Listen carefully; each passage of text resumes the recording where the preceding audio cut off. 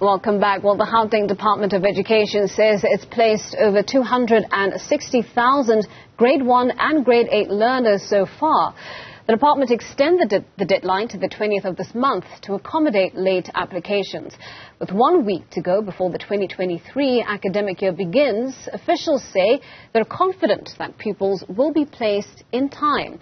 Well, for more on this, we're joined by Gauteng MEC for Education, Matome Chiloane. MEC, thank you so much for your time and thank you for joining us on our program this morning. Now, that figure of 260,000 grade 8 and grade 1 learners having been placed was the figure given us sometime November last year. Can you give us an update on the progress that's been made since then? Thank you. Good morning to you and good morning to your viewers. Thanks for the opportunity again. Currently, the figure is sitting at 289,297, which accounts to 99% and 9.03% of the total 100% placed. So we're left with 2,848 learners to be placed currently, which majority are in grade 8 and then 350 is for grade 1. Right. And I'm assuming this figure of 2,848 does not form part of the late applications which were opened from the 20th of December and are still open up until the 20th of January, or do they form part of the same cohort? No. Those are the different applicants. We will be able to place even those. We have put them on a transfer management table where we'll then be able to give them an option. For instance, for those late applications, the only schools that we'll be able to see are those that are available. They'll have to choose amongst those schools as opposed to those who were early. The initial phase of the application where they were able to choose randomly to different schools that they preferred as parents. Now it will be just for that, the spaces that are available, and then they have to choose amongst those schools that will have spaces. Right. Now, you've made mention of this transfer management team, but I do wonder how these late applications are compounding, or at least making a little bit more difficult your efforts at ensuring that every learner is placed in a school, has access to learning material by the time the 2023 academic year begins. Yeah, with that regard, we look in terms of, it's not a new situation, let me start from that angle. But we have been in this position before as a department, even the year before and the year before.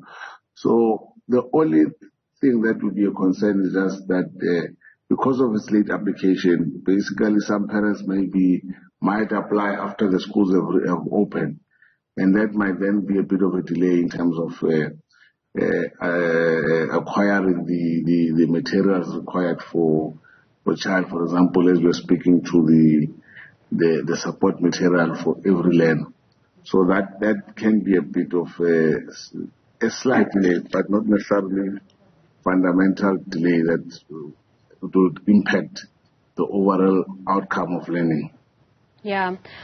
We've often received comments, MEC, from, I would say, disgruntled parents who say that, they adhered to the stipulated timelines, applied on time, and still had their children being given or at least placed in schools that were not their first choice. What's your response to those parents who are dealing with that disappointment? Some parents even saying that their children won't be able to attend school when it starts. Yeah, those parents obviously were given an opportunity to appeal. We're sitting with we have received rather, not sitting with them, because majority of them have responded to 4,773 appeals from parents raising those issues that you've outlined. And who are responding them, who are looking at them as per merit. Obviously, some it's just an issue of preference. Some is an issue of siblings. So they vary, and we really look into them. And if we are able to agree or support those appeals, we're able to do that. But some will have to. It's just we'll have to. We're responding to them properly. So each appeal is receiving its own attention and the merit of it. So we're working on them, definitely.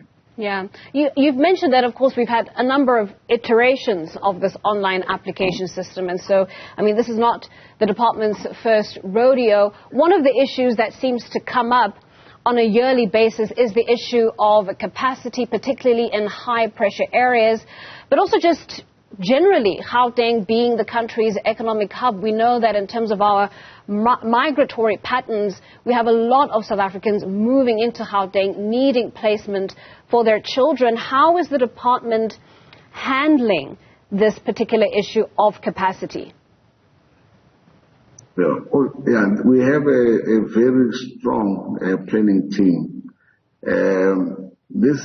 Our situation, we're embracing it. It's a sign of the good work that we've done.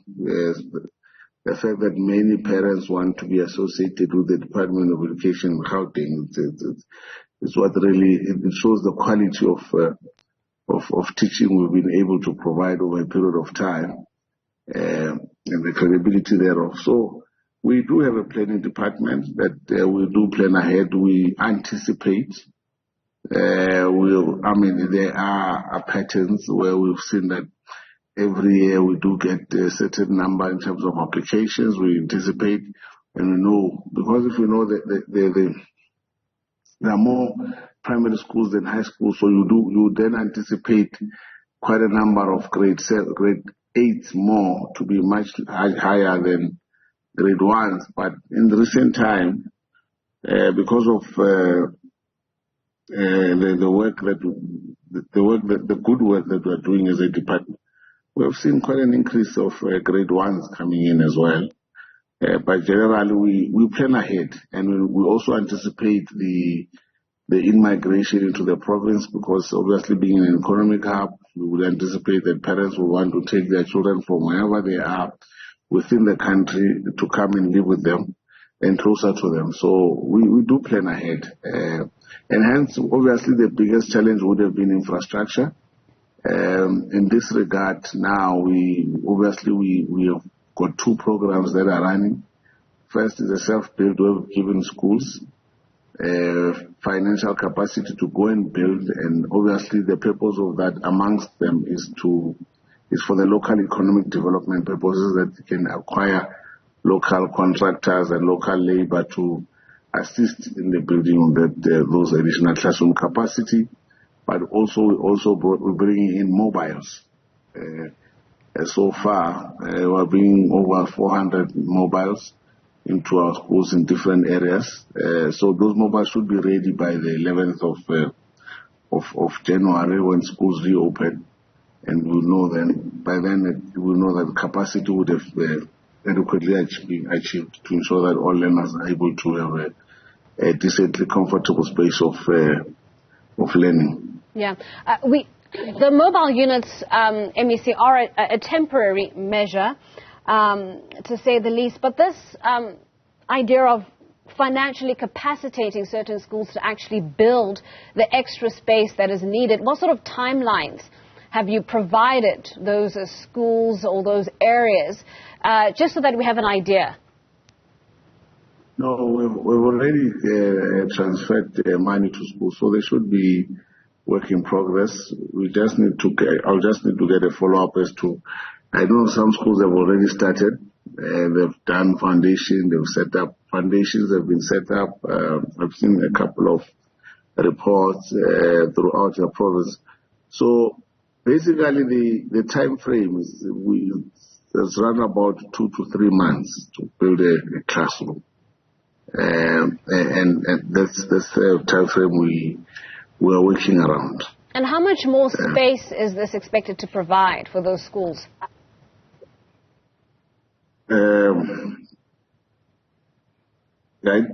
Look, it's just to assist us to meet the demand. Obviously, to increase an additional space, it depends on the number of classrooms that will be built by then. But it creates, so far we're looking at about 5,000 additional space capacity throughout with the self-built program. All right, well, MEC... Yeah? No, please finish your thought. No, yes, that's not talking to mobiles. We're just speaking about this self-built program where schools have been given financial capacity to build. All right. Well, MEC, before we let you go, we know that there was, of course, a scandal that rocked one of your schools in the department, that being an SGB member accused of sexually assaulting a matric learner at a matric farewell. That matter, of course, we know through our courts has been postponed to March this year. But any update from the department in terms of your conversations with the affected parents and the affected pupil? Yeah, we've been closely monitoring that situation. Obviously, there are plans in place to deal with the matter, but mostly our position is that we support the victim first. So in this case, is the learner. We will be looking at the SGB itself and the school. So I was intending to go to that school in the next week or two, but also we'll be attending the court process to ensure that we support the parents and the victim in the next appearance. All right. Well, MEC, thank you so much for your time, and thank you for coming onto our program this morning. That's the Gauteng Department of Education's MEC Matome Chiloane.